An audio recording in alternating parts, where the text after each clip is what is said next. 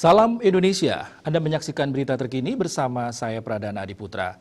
Pelantikan Bupati, Wakil Bupati, dan Wali Kota, Wakil Wali Kota hasil Pilkada Serentak 2020 di Bali yang rencananya digelar 17 Februari ini dipastikan ditunda. Pasalnya surat keputusan atau SK Mendagri untuk melantik kepala daerah terpilih belum bisa diterbitkan. Ini karena beberapa kepala daerah terpilih sedang bersengketa di Mahkamah Konstitusi. Gubernur Bali Wayan Koster seusai ramah tamah SE Kain Tenun Endek Bali, Kain Tenun Tradisional Bali dengan pimpinan instansi pemerintahan dan lembaga lainnya di Wantilan Kertasaba Rumah Jabatan Gubernur Bali, Selasa 16 Februari menyampaikan menunggu putusan MK dulu baru bisa dilakukan pelantikan. Jadi selagi menunggu putusan MK dilaksanakan oleh PLH Pelaksana Harian yang sudah ditentukan Mendagri yaitu Sekda.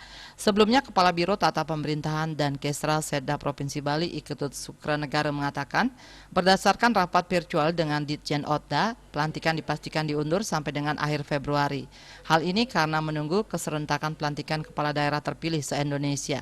Dikatakan Mendagri belum bisa mengeluarkan SK pelantikan dikarenakan masih menunggu daerah yang belum mengajukan Bupati Wali Kota terpilih ke Mendagri, sehingga SK Mendagri belum diterbitkan. Belum dipastikan kapan pelantikan akan dilakukan, ancar-ancar tanggal 26 Februari ini. Kendati demikian, pada 17 Februari dilakukan penyerahan memori serah terima jabatan dari Bupati Wali Kota kepada Sekda selaku pelaksana harian PLH Bupati Wali Kota. Penunjukan Sekda Kabupaten dan Kota sebagai PLH ini disebutkan dalam SE Mendagri tersebut untuk menjamin kesinambungan penyelenggaraan pemerintahan di daerah yang masa jabatan Bupati Wali Kotanya berakhir pada Februari 2021 dan tidak ada sengketa perselisihan hasil pilkada di Mahkamah Konstitusi MK. Winata Bali Pos melaporkan.